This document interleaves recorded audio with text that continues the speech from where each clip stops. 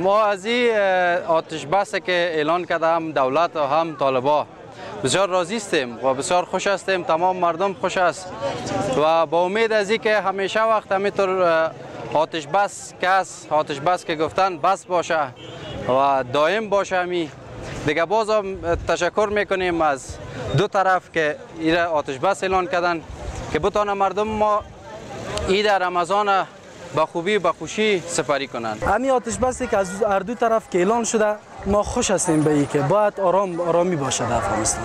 از این که آرام باشه ما خوش هستیم 100%. خواهش ما از هر دو جانب میکنیم از دولت و از گروه مخالفین که امین تصمیم که گرفته هستند برای دولت به 5 روز و گروه مخالفین به 3 روز و از امین میگیم که برای آینده دائم باید به صلح حاضر شود. در صلح خیر است، در صلح برکت است و از امین بدبختی ها و از امین کشتار از امین چیزا ما بیخی دیگه خسته شده هستیم.